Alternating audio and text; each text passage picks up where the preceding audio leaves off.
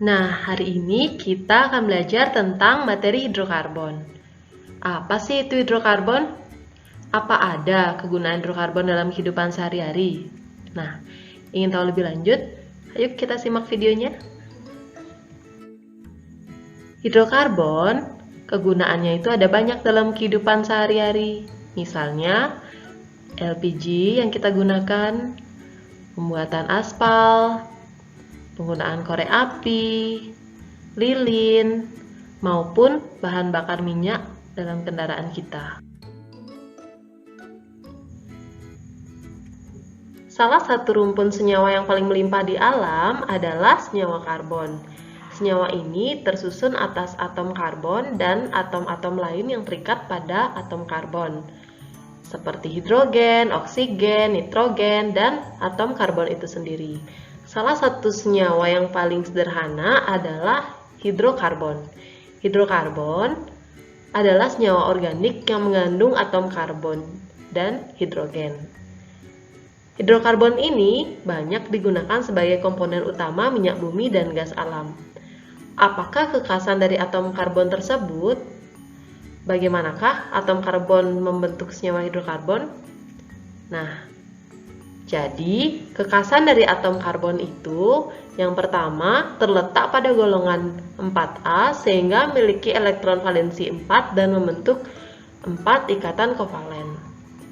Yang kedua terletak pada periode kedua sehingga memiliki jari-jari atom yang relatif kecil sehingga memiliki ikatan kovalen yang kuat. Dan atom karbon dapat membentuk rantai karbon. Berdasarkan homolog keluarga, hidrokarbon terbagi menjadi alkana, alkena, dan alkuna. Alkana ikatannya tunggal, alkena ikatannya rangkap, sedangkan alkuna ikatannya rangkap 3. Ini adalah contohnya. Berdasarkan ikatan atom karbon, hidrogen terbagi menjadi hidrokarbon jenuh dan hidrokarbon tak jenuh. Hidrokarbon jenuh, atom karbonnya seluruhnya adalah tunggal. Ini adalah contohnya. Ini adalah propana. Propana ini penulisannya juga bisa dengan CH3 seperti yang gambar pertama. Gambar yang tengah-tengah juga bisa, dan yang terakhir seperti gambar gunung itu namanya line angle, itu juga bisa. Yang kedua, hidrokarbon tak jenuh. Atom karbonnya memiliki setidaknya satu ikatan rangkap. Contohnya adalah alkena dan alkuna maupun alkadiena.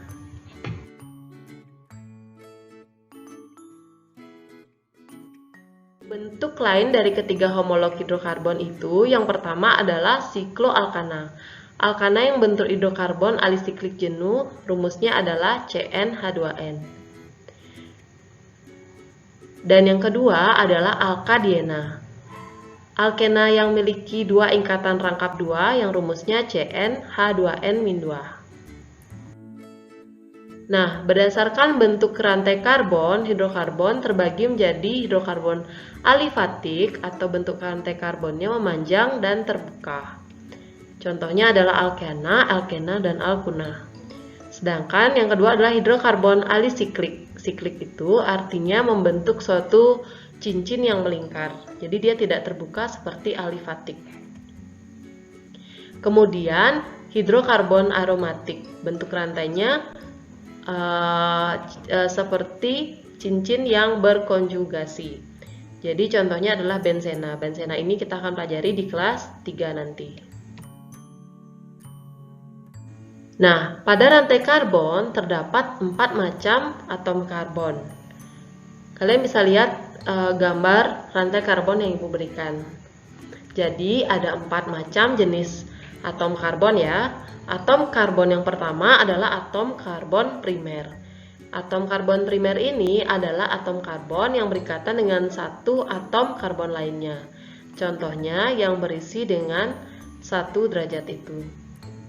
Nomor 2 adalah atom karbon sekunder.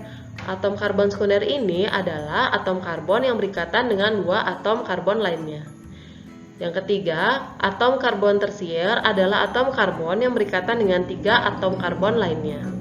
Dan atom karbon kuartener adalah atom karbon yang berikatan dengan 4 atom karbon lainnya.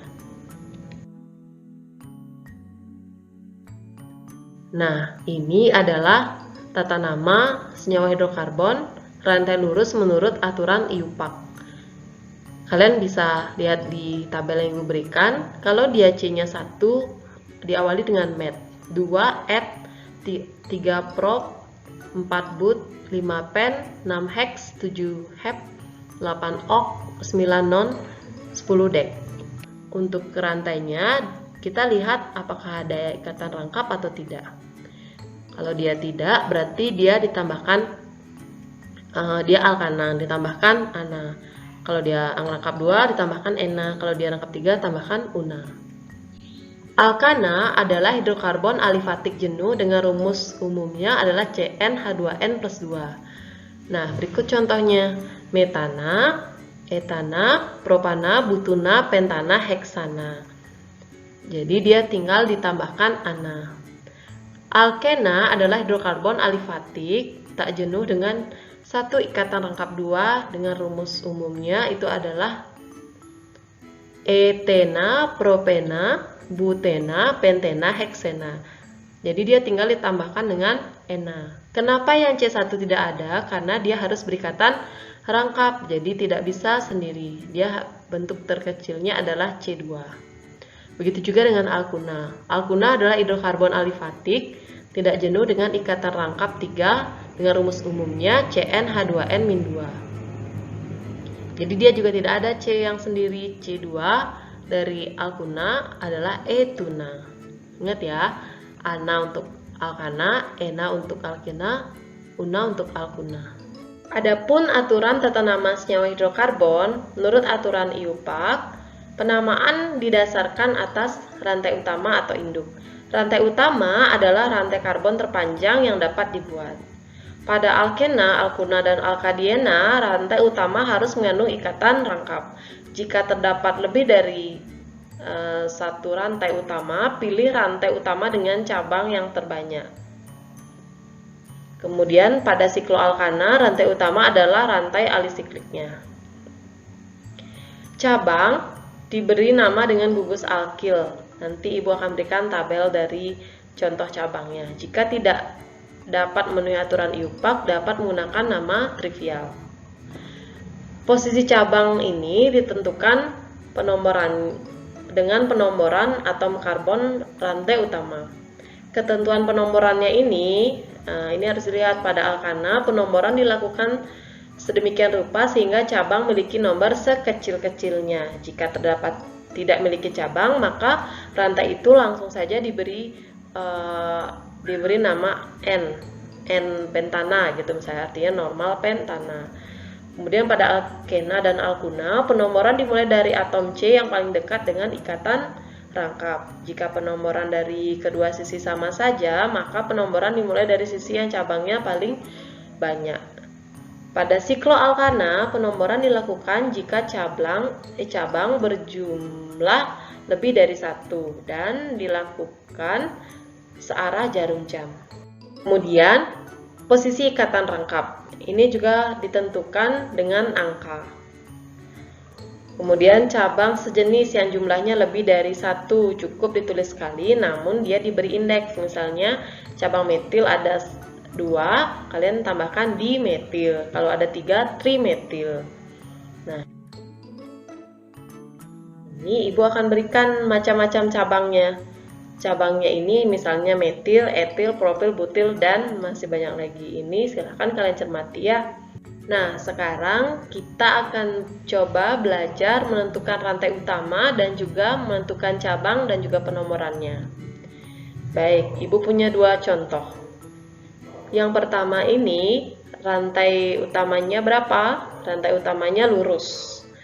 Kalau kita bawa ke bawah, dia akan berjumlah 3. Tapi kalau kita bawa ke samping lurus, dia akan berjumlah 4. Jadi, itu adalah rantai utama. Sedangkan CH3 yang ke bawah ini adalah cabang. Cabang apa? Cabang metil. Cabang metil ini ada di nomor 2. Jadi, kita buat penomborannya dari yang terdekat dengan cabang. Oke, selanjutnya contoh yang kedua. Rantainya belok ke bawah membentuk huruf L. Tapi kalau kita bawa ke samping dia akan menjadi 1, 2, 3, 4. Kalau kita bawa ke bawah dia akan jadi 5. Ingat, cari rantai sepanjang-panjangnya walaupun dia berbelok. Jadi rantai terpanjangnya adalah 5. Dan kalau kita buat penomorannya bisa dari bawah, karena dari bawah juga kita ketemu nomor 3 ada cabang, dari kanan juga ketemu nomor 3 ada cabang. Cabang apa namanya? Cabang metil. Kalian lihat slide sebelumnya itu ada tabel nama-nama cabang. Nah, berikut Ibu ambil contoh penomoran jika dia ada ikatan rangkap. Kalau dia ada ikatan rangkap, utamakan ikatan rangkapnya. Jadi, ikatan rangkap adalah nomor sekecil-kecilnya. Ini dimulai dari penomoran dimulai dari kanan. 1, 2, kita sudah ketemu ikatan rangkap. Namun, jika yang bawah, dari nomor 3, kita baru ketemu ikatan rangkap. Jadi, penomorannya dari yang kanan ya. Nah, contohnya sebagai berikut. Yang pertama, kita punya senyawa yang rantai panjangnya adalah 5 dan juga memiliki 2 cabang. Cabangnya adalah metil. Jadi penomorannya dimulai dari cabang yang terdekat. Jadi dimulai dari kiri. Kalau kita mulai dari kiri, kita akan mendapatkan di nomor 2 ada cabang. Tapi kalau kita mulai dari kanan, kita baru mendapatkan cabang di nomor 3. Jadi namanya adalah 2,3 dimetil pentana. Kenapa? Karena di nomor 2 dan nomor 3 ada metil. Kenapa diisi di? Karena jumlahnya ada 2. Kalau ada 3 tambahkan tri, seperti yang sebelumnya di tata nama penomorannya. Contoh yang kedua, ini adalah rantai lurus juga. Yang kedua, rantai terpanjangnya adalah 6. Jika kita mulai nomor dari nomor kanan, kita baru menemukan cabang di nomor 3. Tapi kalau kita mulai dari nomor kiri, penomorannya, maka kita sudah menemukan cabang di nomor 2. Di nomor 4 kita juga menemukan cabang. Jadi rantai induknya ada 6 dan cabangnya ada etil dan juga ada metil.